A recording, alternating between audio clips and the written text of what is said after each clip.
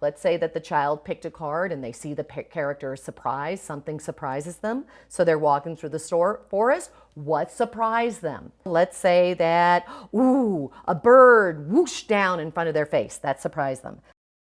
You're going to draw your bird whooshing down in front of the character's face. So here's the bear and he's going, ooh, that surprised me. And here's the bird. Here's our bird here.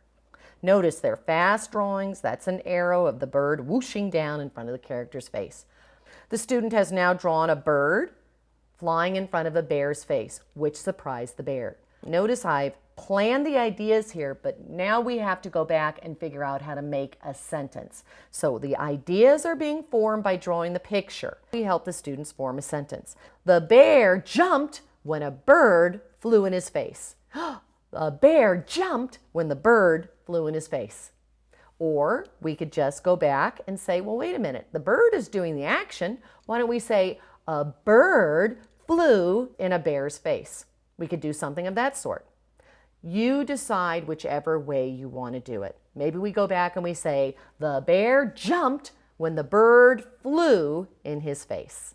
You say that again. The bear jumped when the bird flew in his face. The student starts to write, and they're going to write down below here, the bear. And remember, these are students who are saying unknown words. So if it's not a high frequency word, I wrote the quickly because it's a snap word.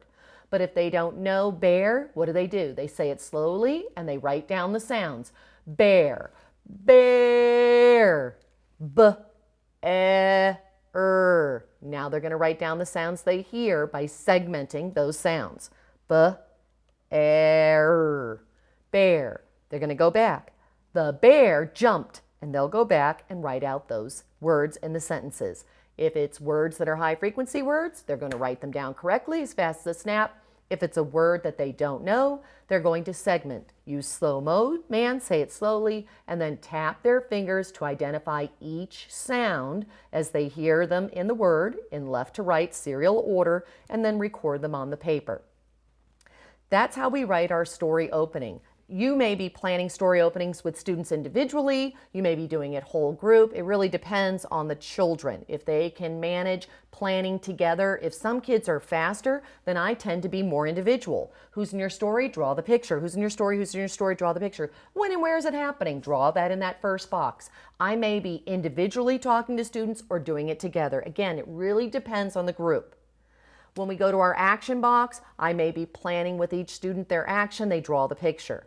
Then they form the sentence and they write it down. As a student finishes their first sentence, then you're going to go on and go to the actions, actions, actions. So some kids may still be writing down their first sentence, and because they can write, they're independently writing. And when a child finishes their story opening, you're going to immediately go up to that child and you're going to help them with the actions in the story. Individually, you'll help them. So you'll have different kids writing different parts of their story just because they are all at different levels in their ability to write.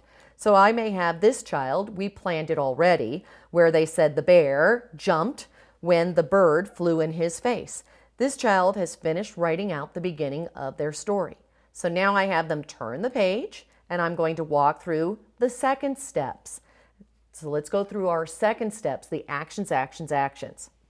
So I'll say to the student, and this is critical, this right here, these are your sequencing steps. So now you're going to say, all right, here's your action box on your second page. Put your hands on your shoulder and go like this. What happened next? Now in the action steps, we're going to use the word while or after. These are your sequencing words. That's because in a story, the only way that a character is going to sequence to another action is the following way. Let's say a character is running down the street. While they run, a new action happens. They fall down. Or a character is running down the street and they finish running. So after they run, they go into the house. So while and after are your sequencing words. Those are critical. So you want to say to the child, what happened next? Then you're going to choose either while or after. What happened next? After the bird flew in the bear's face. So we're going to add that previous action, the bird flying in the bear's face. That's how you help students sequence to the next action. We don't want to just say what happened next because they don't, in their brains, know where they are in the story. They tend to jump or go off topic. So this is the metacognitive steps that's critical. So you have the student say, what happened next? After the bear jumped when the bird flew in his face. What happened next? Again, if the student doesn't have an idea, what do? You're going to go ahead and say, let's make it interesting. Pick a card. If they do have an idea, then they just say their idea. They draw it in the box here. So let's say this student doesn't have an idea. So then you say, make it interesting, pick a card. Here's the key. You need to say to them, I can't have the surprise card. They were already surprised. I'm going to take it out of my deck. Now pick one of the other cards. So we're going to pick another card. The child picked, let's say, the silly or embarrassed card. First thing you have to ask, because there's two characters in the story, who's going to feel silly in the story? Because there's two characters. Is it going to be the bear or the bird? So maybe the child says, the bear. So what did the bear do that made him feel silly after the bird jumped in his face? And then the student may say, oh, he ran under a bush. Oh, okay.